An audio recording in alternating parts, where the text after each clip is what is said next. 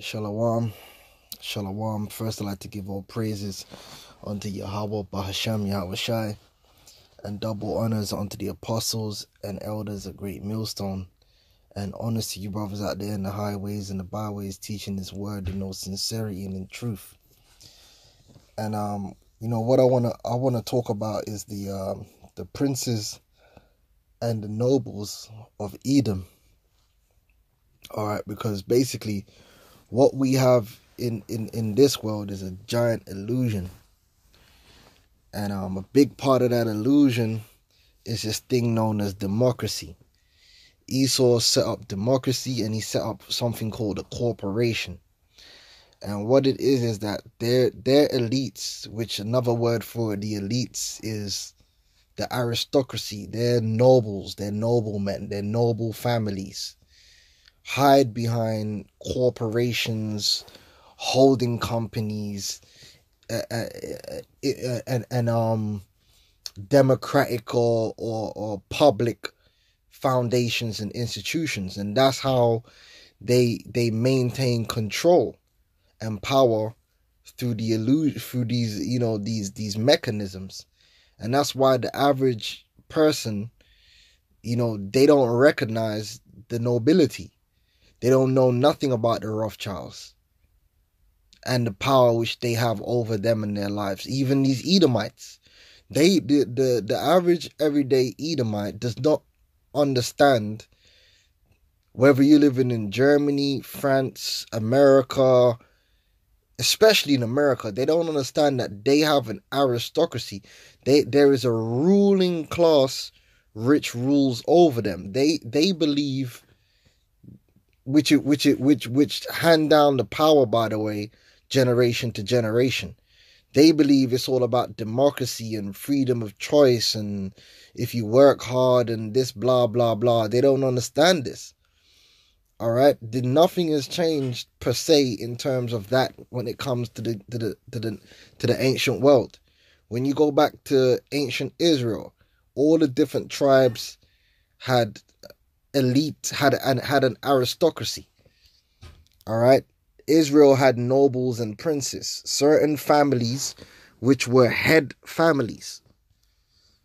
All right, when you go into the scriptures, just type in the word, let me just jump back, type in the word noble. You will see nobles plural. Let's get an right here. This is Exodus 24:10. And they saw the God of Israel, and there was under his feet as it were a paved work of sapphire stone, and as it were the body of heaven in his clearness. And upon the nobles of the children of Israel he laid not his hand. Also they saw God and did eat and drink. So even among Israel you have nobles, man. The nobles represent the aristocracy. And the aristocracy of the nation of Israel ultimately represents the 144,000. Those are the aristocratic families of Israel. And every nation of people has an aristocracy. And these are the head families which ultimately rule and control the rest of that nation. When you look at the word aristocracy, it means the highest class in certain societies, typically comprising people of noble birth holding hereditary titles and offices. Now, what Esau's tried to do is do away with the hereditary titles and offices, and instead they use corporate, the control of corporations and institutions. But that control is still passed down hereditarily. All right, you get synonyms: the nobility, the peerage, the gentry, the upper class, the ruling class. And this is the thing. The average Edomite today do not know who their ruling class is.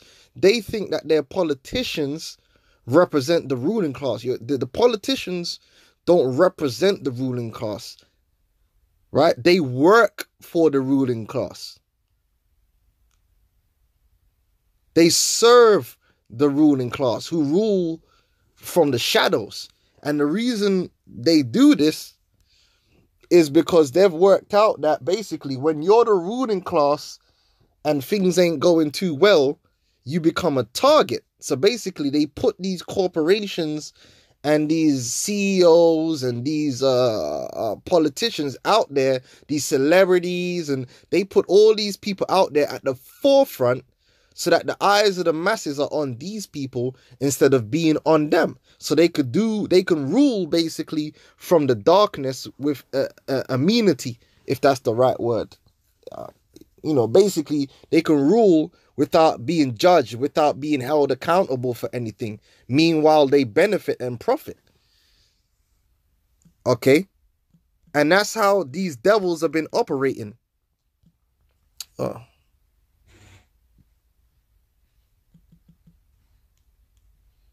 All right? These noble families of Esau. This is Isaiah 29:15. It says, "Woe unto them that seek deep to hide their counsel from the Lord, and their works are in the dark, and they say, who seeth us and who knoweth us?" These devils, they do their things in secret. Right? They don't like to put too much spotlight on their family names and on themselves. So they use like I said, they use agents. They have lesser families that they set up as fronts for them. They use things called holding companies. So they might own a company, then that then owns another company, and you don't know that. So they that's how they keep everything hidden. A holding company is a company created to buy and own the shares of other companies which it then controls. So it's like these people.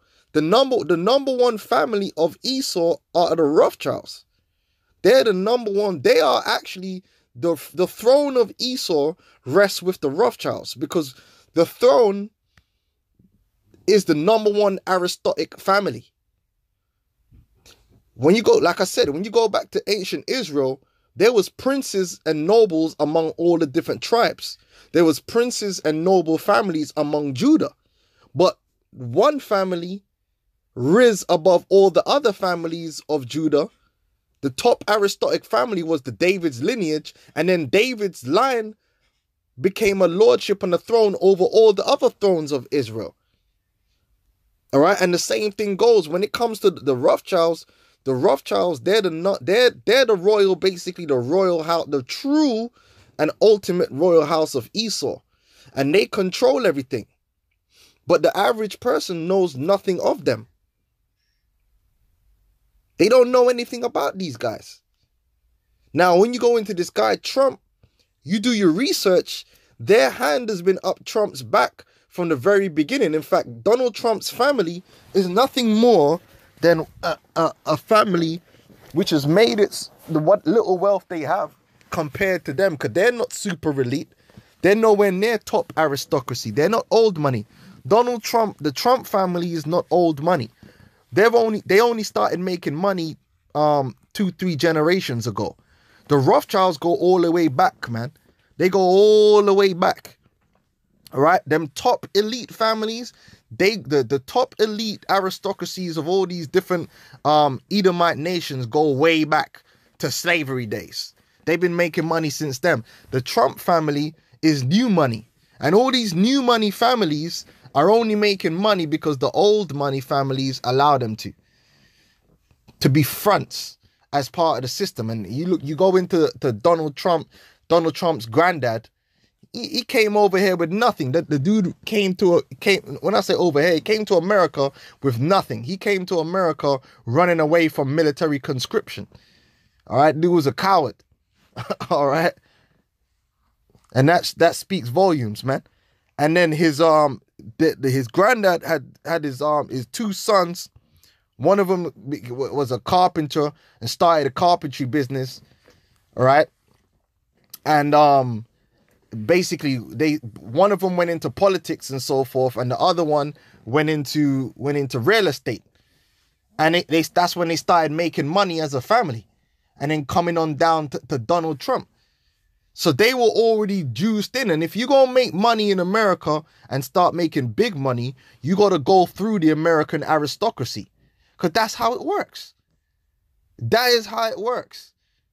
These are the people in control, beginning with the Rothschilds. Now I'm going to play this clip, and it's gonna break down exactly what it is. Trump is a puppet, man. He's not. He is serving his masters, the heads of Esau, the nobles of Esau, the aristocracy of Esau. He's not aristocracy himself. He tried to marry into aristocracy because at one point his daughter was actually dating a Rothschild, but then she ended up marrying a Kushner, which the Kushners is a higher level of nobility than Trump. You see? I also follow a lot on Syrian and Iraqi sites. I have to go to Google Translate and translate to get all this, but it's helpful. Here's another one. This was on December 6th. When Donald Trump came into office, one of the main things he said he was going to do was take back the oil from Iraq and Syria. Well, you're going to find out that the companies which are going to benefit from all that are all run and controlled by the Rothschilds.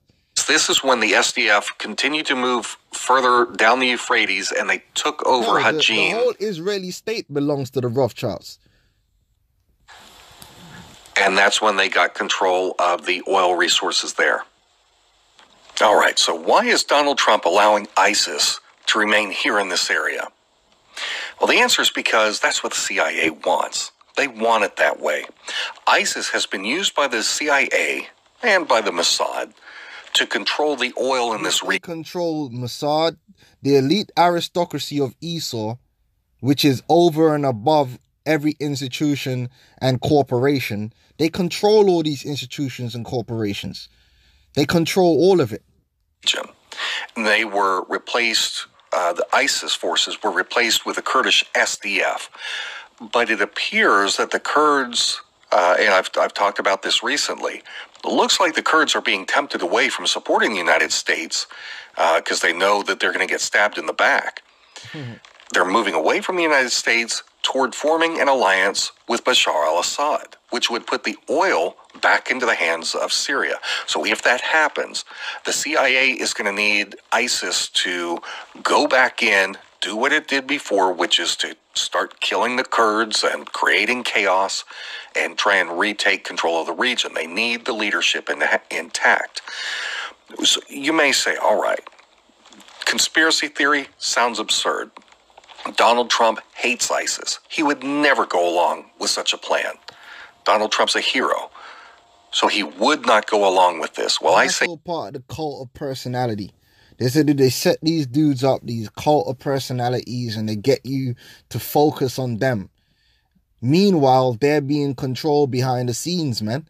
So if you love them, you love them. If you hate them, you hate them. But nothing ever comes back to the real aristocracy. Okay? Yes, he would. Genie Oil and other Rothschild-related oil and energy companies, they want this territory. They've already got control of Syria's Golan Heights. Benjamin Netanyahu has already given the contracts over to Genie for the exploration in Syria's Golan Heights. They ain't going to talk about this on CNN. They ain't going to talk about it on BBC because, again, those are another set of institutions which are run and controlled by this same nobility, this same aristocracy. So now the Rothschild syndicate wants the rest of the oil. They want access to the rest of this for their oil corporations, and Trump is going to help them get it. He owes them. He owes the Rothschilds. And that's why Trump has been saying since the very beginning that he started running for president, that he intends to go into the Middle East and take the oil from Iraq, take the oil from Syria. And if you have been following my reports, Donald Trump is helping with CIA drone strikes down in Somalia and Sudan to take the oil there as well, where the Rothschild corporations are working. So, I'm making that claim that Trump is connected to the Rothschilds. I know I'm already getting thumbs down before anyone even listens to my evidence. So is he connected? Yes, he is. Most certainly. And I'm going to prove it to you. Let's start by following the money. Let's look at Trump's early business dealings. If we go back to 1987, Donald Trump got into the casino business. He bought 93% of the shares in a holding company in Atlantic City in New Jersey. It's called Resorts International. I'm just going to call it RI for Resorts International. Basically, what RI does is they go in and they buy up casinos that are in financial trouble. They strip them down and they make them more efficient. And then they turn profits on these casinos without having to put in much of a capital investment. So this holding company was created with the goal of basically snapping up declining casinos at bargain prices and then running them as efficiently, as profitably as possible. They're kind of like a pared down version of the company that Mitt Romney worked for, Bain Capital. You just go in, you buy up troubled companies, fire a bunch of people, sell off troubled assets, try and make money off what's left. And if you can't, you just sell the whole doggone thing. Well, anyway, Trump bought 93% of the shares in Resorts International. And because of that, the company made him their chairman. Let me tell you about RI. They've got a very dirty history. Back in the 1950s, CIA Director Allen Dulles, who the airport is named after there in D.C., Allen Dulles and New York Governor Thomas Dewey helped to establish a front company. It was called the Mary Carter Paint Company. Dulles You always find that these people, like Bill Gates' father did work with the CIA. You'll find that these little new age, up and comers, they're always related with the CIA or something, or their father was CIA or something. It's all the lesser brotherhood. The CIA is just a lesser brotherhood. It's a group of men that the aristocracy controls. Dewey were front men. Everyone knew this. Well, maybe not everyone. Pretty much like you get the Game of Thrones. In the Game of Thrones, you got the higher levels of the aristocracies, and then you get the little guys that's just up underneath that follow them. They'll have a little bit more. It's just, that's how it's set up. It's no different. A lot of people knew this. They were front men for oil tycoon David Rockefeller, and Rockefeller. If you're into this major aristocratic family of Esau. Stuff you already know this. Rockefeller was an agent of the Rothschild syndicate, similar to how George Soros today is a front man for the Rothschilds. Well, CIA Director Allen Dulles used $2 million out of CIA funds to buy a controlling interest in this company, in this front. It's supposed to be a paint company. But the company was used by the CIA and the Israeli Mossad to launder money from its operations, including gambling and drug trafficking. But the company grew, and they needed something bigger than a paint company as the cover. So in 1963, this paint company suddenly stopped selling paint, and they got into the casino business. They changed their name from the Mary Carter Paint Company to Resorts International. Huge transition. The chairman of the board of RI was a guy named Meyer Lansky. This guy's a well-known figure in the criminal gambling syndicate. Lansky was a Mossad asset. He also worked with the CIA. And all during this time, the aristocracy of Esau got their fingers in everything. Yeah? When you're high up in Esau's aristocracy, basically you are part of the ruling class of the whole world. There is nothing illegal to you. You do what you want to do because you control, or your family and friends control all the institutions, which includes the criminal justice system and the police. So basically, you like a made man. When your family is one of the power families of Esau, you're made. You ain't gonna worry about going to jail. That's why they got the CIA and that there to help cover anything up that needs to be covered up. This is the reality of the world, man. the reality of the world. And if you can get in under one of these families, you're going to be protected. And that's what happens, man. And you're going to get pieced off. Meanwhile, the rest of you schmucks out there think it's all about working hard and you'll make it and it's democracy and all this crap. Nah, man. Nah.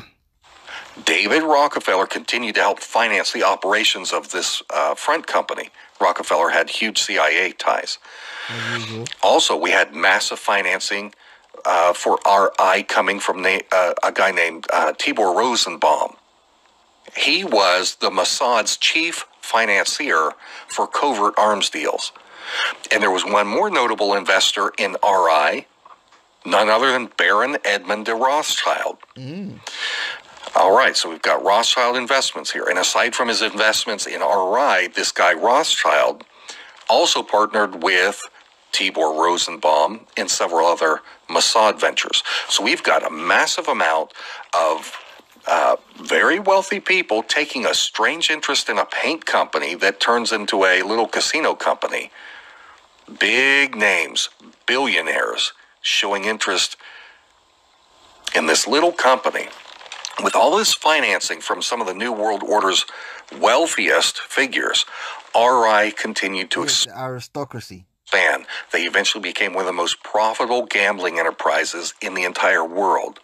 Under the leadership of RI's chairman, James Crosby, another guy who was deeply connected to the CIA. Look any of this up. Under James Crosby's leadership, RI started to develop in Atlantic City. What they wanted to do was turn Atlantic City, New Jersey, into the Las Vegas of the East Coast, so that they could help, they'd have higher revenues, higher profits, but they could also launder a lot more money for these CIA and Mossad black ops. Well, Crosby died in 1987, and that's when this up-and-coming New York real estate tycoon, this guy named Donald Trump, comes along. And he buys Crosby's interest in the RI empire. He buys up 93%. Which he would have had to get permission for that. You see, look, man, big moves don't get made in that world unless the gangsters up above give you the go-ahead. You see, the average person, they really... See, you work in McDonald's. You're dealing with 10 grand, 20 grand. When you're talking about 100, 200, $300 million deals, them top-level aristocratic families, they want to know what's going on with you. Otherwise, they're going to blackball you or they're going to take your money and then get rid of you. Do you really think that Donald Trump was able to buy into this company without the aristocracy, beginning with the Rothschilds, scoping him out and giving it the okay?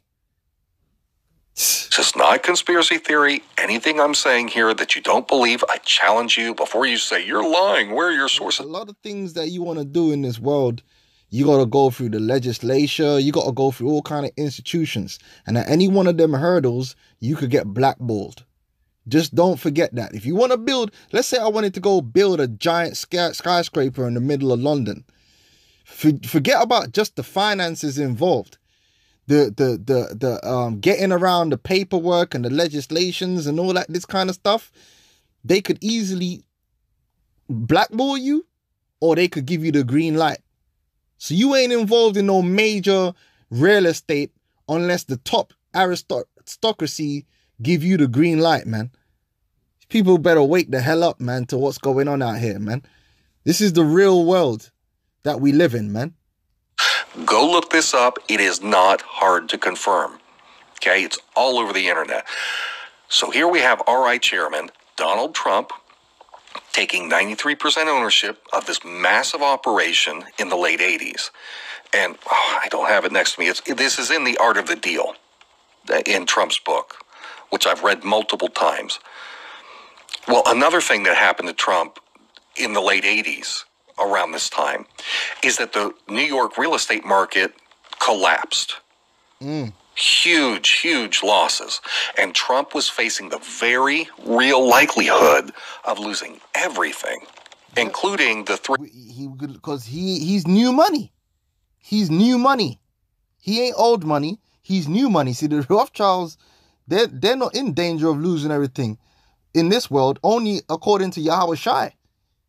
These guys are set. They got their fingers in all the pies. When you're new money, anything can happen and you're gone. You're out of it. The Atlantic City casinos that he owned. He was going to lose everything. He needed financial backing fast to keep this thing from not just RI, but Trump's real estate investments. His empire that he had built was coming down around him. So where did this money come from to back to back Trump? Well, it came from a company called Rothschild Incorporated, Rothschild Inc. It's a multinational investment banking company. It's based in the UK. They backed him. They backed him because they're good guys. They backed him. Now they left nutsack in his mouth for the rest of his life. You owe them now. You owe them your life. These men are gangsters, man. These dudes don't be giving out. These dudes don't believe in charity. Israel, we believe in charity. That's in the scriptures for us to be charitable to our brother. When these elites and these aristocratic families throw you a line, that line comes with one of their left nutsacks, one of their left nuts on the end of it that you got to put in your mouth for the rest of your life. Otherwise, the same way they bailed you out is the same way they'll destroy you and your family and your whole bloodline after that. like Xerxes said, I will blot out your name. And this happened. There's families today where they, for a couple 1, 2, 3 generations, they were doing good, and now they're nobodies because they fucked around with the chiefs' heads and they blackballed them, and that was it. Game over. It was started by Nathan Rothschild. It happened to Bill Gates. You think it can't? You stay there. Who was the son of the founder of the whole Rothschild dynasty, Meyer Amschel Rothschild. Nathan started this bank at his father's direction. For those that don't know, Meyer Amschel Rothschild had 5 sons, sent them to London, Paris, all over the place, across Europe to establish banks. They started a banking dynasty. This is the beginning of the chief aristocratic family of Esau. You Edomites, this is your kings. These are your royal. Your royal house. The Rothschild, the house of Rothschild. That's your head family right there. They orchestrated everything you got. Everything around you begins with them. All right, and they also gonna fall down, and you gonna fall with them. Took control of everything. Well, Nathan is the one who was sent to London, and in 1811 he started this bank, Rothschild Incorporated. It's one of the oldest and most continuously operated banks in the world. All right, so the Rothschild Bank over in the UK, they serve the British nobility. That includes you got Prince Charles there on the left. Now that's Sir Evelyn Rothschild because he is chief advisor to the Queen of England. But what they don't let you know is that really their guys are Rothschilds too. Illegitimately, they're Rothschilds too, because the word on the street was Victoria was getting banged by Nathan. Yeah, there's a whole bunch of listen. These guys, man. Hey, yo. Oh, boy. British royal family. Today, the chairman of Rothschild Inc. is Sir Evelyn de Rothschild. He's called Sir Evelyn because he is the personal financial advisor to Queen Elizabeth II. She knighted him in 1989. That's how you get the title Sir, is if you are knighted. Well, it was the Rothschilds themselves who bailed out Donald Trump. They kept him from financial ruin. Again, publicly verifiable information. And here he is, President of America. Oh, okay. You can look to confirm this is Bloomberg News, March 23rd, 1992. The name of the article is Donald Trump's card. He just, in the subtitle of the Donald Trump card is He just got a better deal than expected. Let me read you an excerpt from this. This is directly from the Bloomberg article. Donald Trump. The name is a punchline now, associated with the worst of 1980s extravagance, egomania, and greed. Once, the world marveled at the scope and mastery of Trump's mega-buck deals. Today, he's widely regarded as a washed-up real estate mogul who has been stripped of his once lustrous possessions. In the first comprehensive analysis of his holdings since his 1990 near collapse, Businessweek estimates that he has a negative net worth of almost $1.4 billion. So this guy Donald Trump was through. He was through. Talking about making America great again. The guy was through. Then the Rothschilds came and delivered his ass. And then from then on, he's had their nutsack in his mouth. Hanging around Clintons and all these different people. Trump is also on a very short leash from lenders. They are maintaining strict controls on the cash his operations produce. He faces several fierce debt payments over the next few years, and defaults would permit lenders to seize nearly all of his remaining properties. With Trump in a drawn-out Chapter 11 bankruptcy, the New Jersey Casino Control Commission would likely have yanked his Atlantic City casinos' operating licenses, rendering them near worthless. Trump haters relented after a plea from Wilbur L. Ross Jr., Senior Managing Director of Rothschild Incorporated. Yeah, man, in fact, here no more, man. Yeah, you see, that's why we cut straight to the case, man. To hell with Donald Trump and these little mini-me's, man. We cutting straight to the case. You Rothschilds, you Rockefellers, the DuPonts, the Oppenheimers, all you different the aristocracy of Esau, man. And you think you winning. You think you doing it Big Willie style. You think you got it all worked out, man. Hey, for the spirit and power of Yahweh Shem Yahushai, man, you guys are going down, man. All right, you had a good run, all right. But you going down, man. All right? When Yahushua makes his return, you are going down. You and the rest of your nation. Together. All right? That's the main point. We're not worried about Donald Trump. You guys are going down. You think the eyes of the Lord can't see what you're doing. You think that you ain't fooling us. All right? We know what's up. And we're going to be looking for you too in the spirit of Yahweh Shem Yahushai, man. All right? This is Psalms 149. And 5, it says, let the saints be joyful in glory. Let them sing aloud upon their beds. Let the high praises of God be in their mouth and a two-edged sword in their hand, to execute vengeance upon the heathen and punishments upon the people. So all the heathen, all of Edom is going to be put into slavery and punished. All of the nations are going to be put into slavery and punished. But guess what? That also includes their aristocracies. To bind their kings, like the Rothschilds, with chains, and their nobles with fetters of iron. So you top Edomite families that's been running the game for 400, 300 years strong. You know, you setting up all these holding companies and corporations and institutions, and you pulling the strings, man, and you think you're made men and you're untouchable, and hey, listen, you're going into slavery, man. All right? Yeah? Not your front men only, you going into slavery too. To execute upon them the judgment written, this honor have all his saints, praise ye the Lord.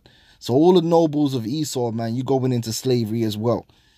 All right? The Most High see what you've been doing, man. All right? Point blank, period. So, with that, I'm going to say shalom.